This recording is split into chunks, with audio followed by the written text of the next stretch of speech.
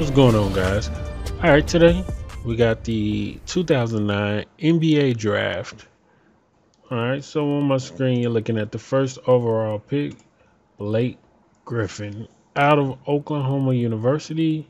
That year, I think he was a junior that year. He was either a sophomore or a junior.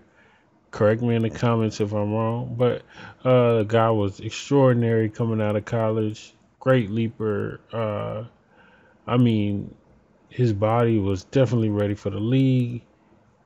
He might have been a little bigger than he is now, actually. But in any case, let's look at some of these other guys from the draft.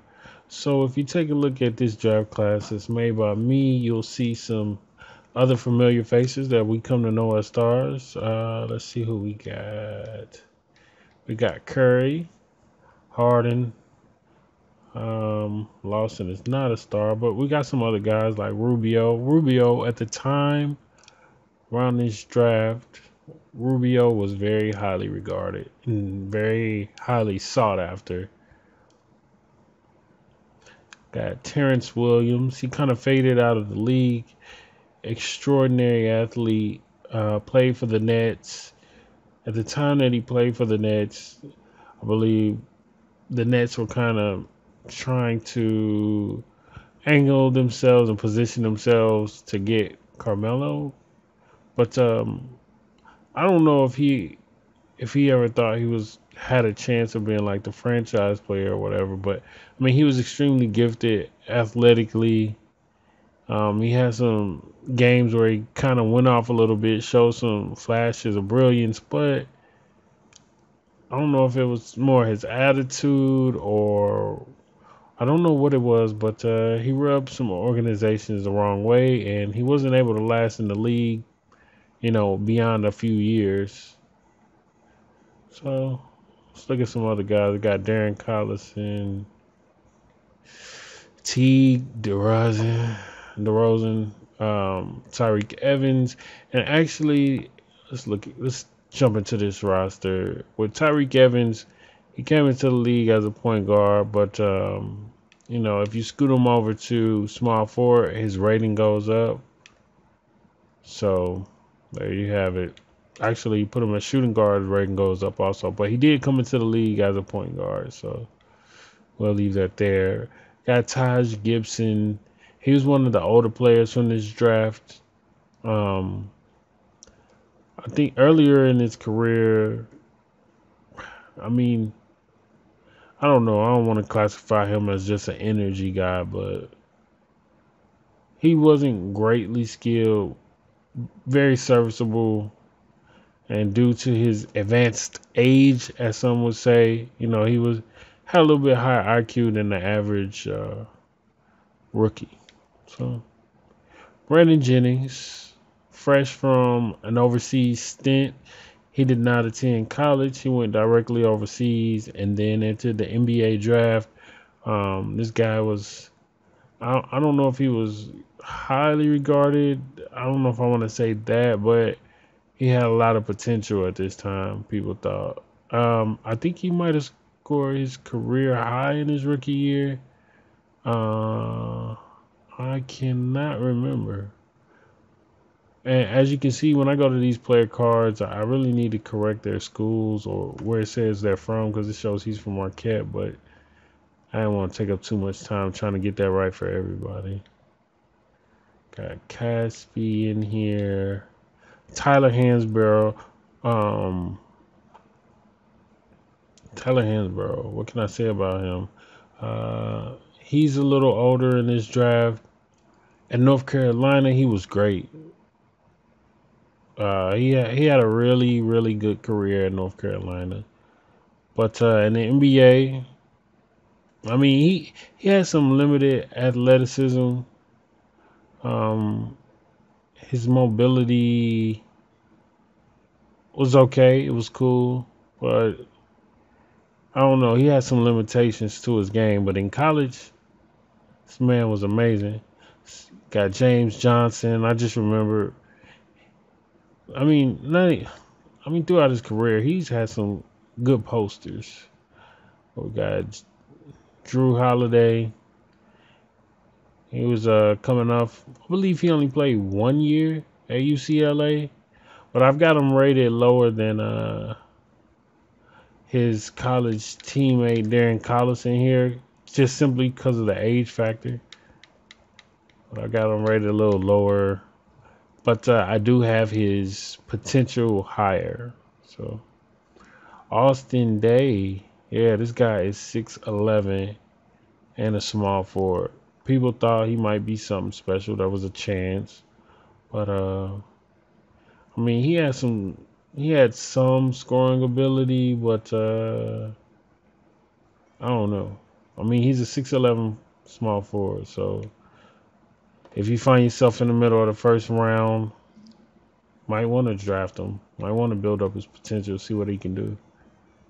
All right, Jonas Jerebko, Gerald Henderson, Damari Carroll. Johnny Flynn doesn't have a cyberface in this game, so I just had to use Brandon Bass's cyberface, but he's in here. He never was a good shooter, I don't think. I can't remember. Anyway, he was taken right after Ricky Rubio. This is the draft where the Timberwolves drafted 3-point guards. They drafted Rubio, Johnny Flynn. I believe they also drafted Ty Lawson, I believe. So Juan Blair. Let's keep moving on. There was some questions about his health around the time of this draft. I think he was playing without an ACL or something like that. He was playing without something. So people thought that was going to like limit his career, but it turns out he had a pretty decent career. Yeah, so let's move on. Patrick Beverly, Rodrigue Bois. I think his career was shortened by injuries. Somebody can correct me if I'm wrong. But anyway, he did have yeah, it was injuries. He did have a little stretch in Dallas where he was becoming pretty good. He was the second pick in this draft, if I am correct. I'm going to take a look at this draft, but I seem to be second pick in this draft. He had some really good workouts, shot up the draft boards. But this man, I mean, NBA wise, I don't even know if I've ever even seen a highlight from him. But anyway, we'll get over to Jordan Hill. Got Danny Green. It took Danny Green a while to kind of make his mark on the league. Early on with Cleveland, really didn't do much. But I remember back in the day seeing him in like, he was like in a Spalding ad. He was one of the top players out of New York high school basketball. Patty Mills, Jody Meeks, Marcus Thornton, Wesley Matthews, who actually went undrafted.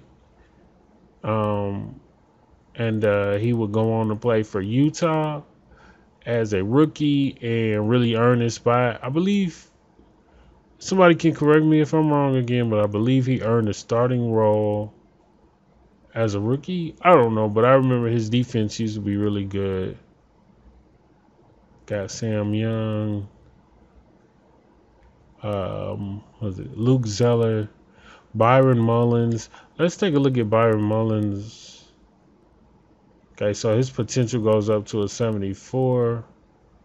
He would go on to become like a rotational player in the league. I believe he started for a little while with the Bobcats. All right. Got a couple other guys here. I think this might be the last guy in this draft, Robert Vaden. So, I mean, I definitely need to add just a few more real prospects to this draft class.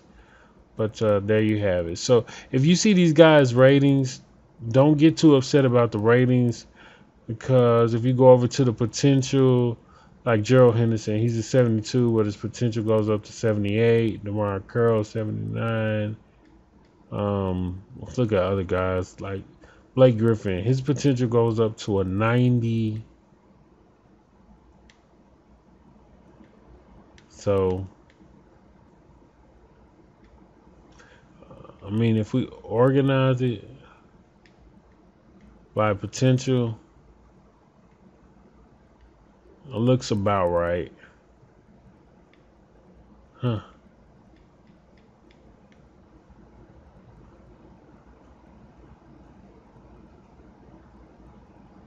Yeah, when you try to order it, sometimes all of them don't go on orders. But anyway, for the most part, they do.